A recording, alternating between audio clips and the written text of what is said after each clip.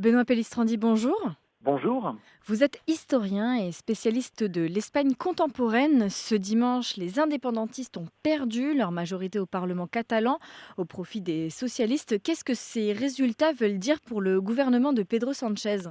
Ce sont les meilleurs résultats possibles pour Pedro Sánchez, puisque, on le sait, depuis le mois de juillet 2023, il avait choisi une alliance parlementaire avec les indépendantistes catalans qui avait un prix très fort, l'amnistie consécutive à tous les délits et manquements à la loi qui avaient pu être commis dans le cadre de la sécession et de la proclamation de l'indépendance en octobre 2017. Ça lui a valu une grande impopularité dans une partie du territoire espagnol. Mais pour Pedro Sánchez, c'était l'élément qui permettrait d'abord de tourner la page de cette séquence historique et politique, et d'un autre côté de redonner aux socialistes la place centrale à laquelle ils prétendaient en Catalogne. Et au regard des résultats obtenus hier par son parti, le pari est gagné. Le pari est gagné, en tout cas en termes électoraux. Maintenant, il faut le traduire en termes de gouvernement régional, et là les choses seront sans doute un tout petit peu plus compliquées. Alors justement, ces résultats mettent fin à une décennie de gouvernement séparatiste. Est-ce qu'il faut s'attendre à des changements concrets? Sans aucun doute, mais justement, actuellement, la grande difficulté dans laquelle se trouve Salvador Illa, qui est donc le euh, chef de file des socialistes catalans et qui peut naturellement aspirer à la présidence de la région, il doit résoudre la question de la majorité parlementaire qui va le soutenir. Donc, comme vous l'avez dit, les indépendantistes n'ont plus la majorité. Or, ce qu'il faut bien comprendre, c'est que ça débloque une partie du jeu catalan, mais en partie seulement. Parce que les indépendantistes étaient à droite et à gauche, et ils se trouvaient réunis uniquement sur le thème de l'indépendance. Et c'est la raison pour laquelle, d'ailleurs, ils ont été incapables, en fait, de gouverner au cours des 7 dernières années, depuis l'échec de 2017.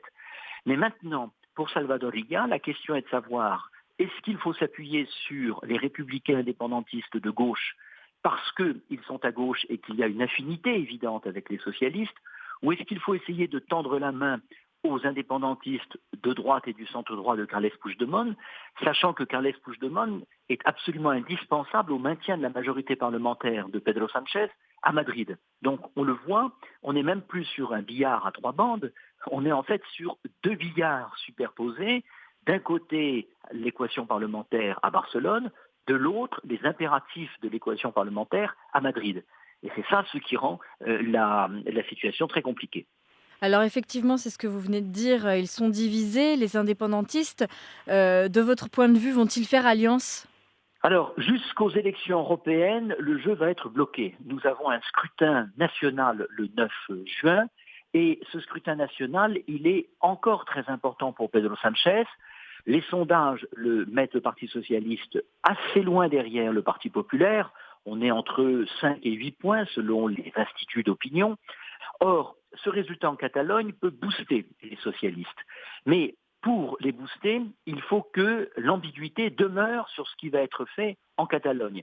Et de la même façon, les partis indépendantistes vont être aussi candidats aux élections européennes, donc on revote en Catalogne le 9 juin. Donc, comme le Parlement ne doit être constitué que le 10 juin, là pour le coup le calendrier devient favorable, on n'aura que des négociations secrètes d'ici au 10 juin. Le 10 juin, il y aura une première étape très importante qui sera la constitution du Parlement et l'élection du président ou de la présidente du Parlement. Et là, ce sera un premier indice très important de voir de quel côté vont aller les choses. Et puis ensuite, je dirais, on a plus de 2 mois au cours desquels une négociation est possible. Le panorama, mais ce sont les déclarations de la soirée électorale, c'est que la gauche républicaine indépendante, qui était le gouvernement sortant, a plutôt annoncé qu'elle serait dans l'opposition. Mais si elle est dans l'opposition, elle contraint les socialistes à trouver une autre formule de gouvernement, alors que la formule naturelle, c'est de s'allier avec eux. Alors, est-ce que c'est purement déclaratoire et que ça n'aura pas d'effet politique? Je dirais la question est là actuellement. Alors, on se souvient aussi, il y a 2 semaines, Pedro Sánchez avait mis sa potentielle démission sur la table suite à l'enquête judiciaire contre sa femme. Est-ce que cette victoire de son parti lui donne une bouffée d'oxygène? Oh, sans aucun doute, ça lui donne une bouffée d'oxygène très importante parce que ça donne crédit à la stratégie qu'il a poursuivie en 2023, qu'il présente comme une stratégie alors qu'au départ c'est une tactique. Il avait besoin du soutien des indépendantistes catalans pour rester Premier ministre. Il a obtenu ce soutien au prix de l'amnistie. Et il peut aujourd'hui dire, regardez, ce pari est gagnant puisque la situation en Catalogne s'améliore sensiblement. Et il n'a pas tort. Alors maintenant, présenter l'affaire comme ayant été une grande stratégie alors que c'était tactique, c'est autre chose, mais je dirais c'est la vie politique et c'est tout à fait normal. Mais ensuite, il faut quand même comprendre que Pedro Sánchez a obtenu un bon résultat en Catalogne et en Catalogne, de toute façon, les socialistes ont toujours été relativement forts, à l'exception justement de la période 2012-2020, au cours desquelles s'est cristallisé ce processus indépendantiste. Donc je dirais, on retourne à une situation antérieure au processus indépendantiste et qui permet d'ouvrir sans doute une nouvelle étape. Mais le Parti socialiste se trouve quand même dans une situation beaucoup moins confortable dans d'autres territoires espagnols où l'amnistie est très mal vécue. Donc, est-ce que le fait d'être largement en tête en Catalogne compense les pertes possibles dans d'autres régions?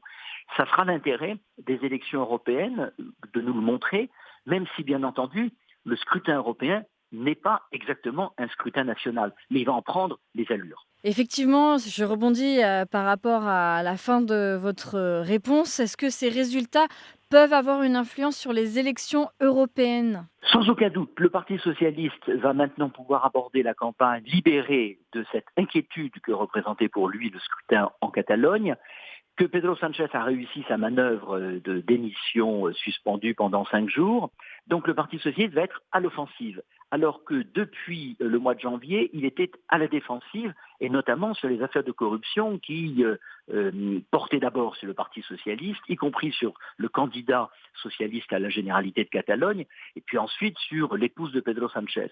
Donc la séquence des élections catalanes se refermant, on va avoir une campagne qui va être, à mon avis, assez brutale parce que la vie politique espagnole est très crispée en ce moment et donc on va revoir les questions de corruption qui vont revenir sur le devant de la scène, mais Pedro Sánchez a affirmé son leadership sur son camp, a montré aux socialistes qu'il n'était pas un handicap, mais qu'au contraire il faisait gagner des élections et donc c'est plutôt mieux pour le Parti socialiste, même si le Parti populaire peut lui aussi se féliciter du scrutin d'hier puisqu'il est passé de 3 députés à 15 députés. Il a gagné 12 sièges, ce qu'aucun sondage n'avait prévu. On avait prévu un redressement du Parti populaire, mais pas aussi net.